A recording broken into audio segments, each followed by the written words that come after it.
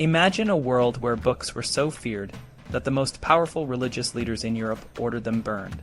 A world where learning to read and write was a luxury, not a right, and where the ideas that filled people's minds could get them into serious trouble. This wasn't some distant, dark fantasy. It was the reality of Europe during the late 15th and early 16th centuries. But despite the fear and the censorship, the seeds of a new era were being sown, and they would grow into a cultural revolution that changed the world forever. In this time, the power of the Church was immense. The Pope, the leader of the Catholic Church, could issue decrees that affected every aspect of people's lives. In 1502, he ordered all books that questioned his authority to be burned. This was a desperate attempt to control the spread of new ideas, but it was too late. The world was already changing, and the pace of change was only accelerating. One of the biggest changes was in education. In the past, learning to read and write was mostly for the wealthy and the religious.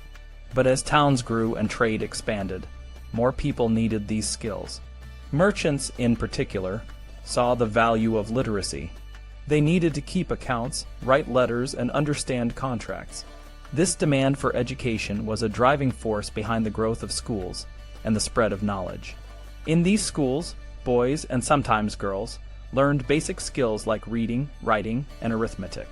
But they also learned more advanced subjects like Latin, which was the language of the church and the educated class. Latin was the key to higher education, and it opened doors to a world of ancient texts and new ideas. The most famous of these texts was Donatus's Grammar, which was used to teach Latin, and the works of Aristotle, which were translated into Latin and studied by students across Europe. But the real revolution in education was the rise of printing. Before the printing press, books were handwritten and incredibly rare. They were expensive and only available to the very wealthy. But with the invention of the printing press by Johannes Gutenberg in the mid-15th century, books became much more accessible. Suddenly, people could read and share ideas like never before. This was a game changer. One of the most influential books of this time was The Canterbury Tales by Geoffrey Chaucer. It was one of the first books to be printed in England, and it captured the imagination of readers with its vivid stories and characters. Chaucer's work was a sign of things to come. It showed that literature could be both entertaining and thought-provoking, and it inspired a new generation of writers.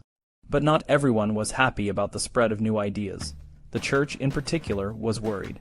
They saw the rise of new thinking as a threat to their authority.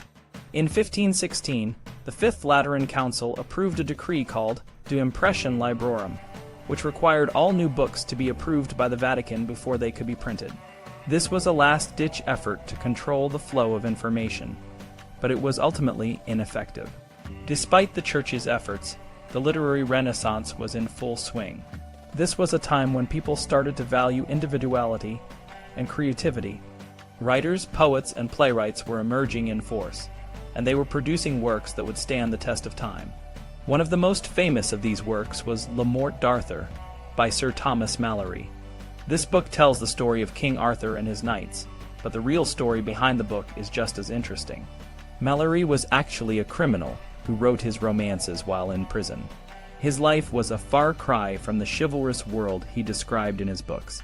Another influential work from this period was Il Principe by Niccolò Machiavelli. Machiavelli was a political theorist who lived in Florence, Italy. His book, Il Principe, is often misunderstood as a guide to ruthless politics, but it was actually a careful analysis of the political realities of his time. Machiavelli was a devout Christian who was deeply concerned about the moral decay he saw around him.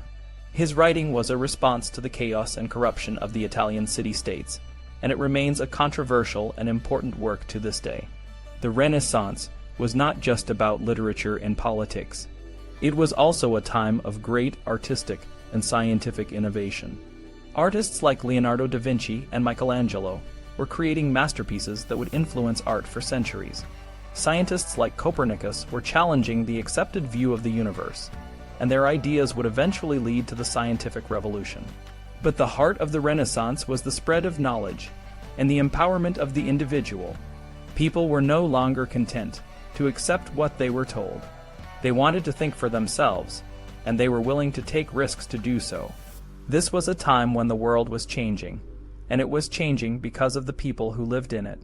The story of the Renaissance is a story of bravery, creativity, and the relentless pursuit of knowledge. It's a story that reminds us that even in the face of opposition and fear, the human spirit can triumph. The books that were written, the ideas that were shared, and the changes that were made during this time laid the foundation for the modern world. And that's a story worth remembering.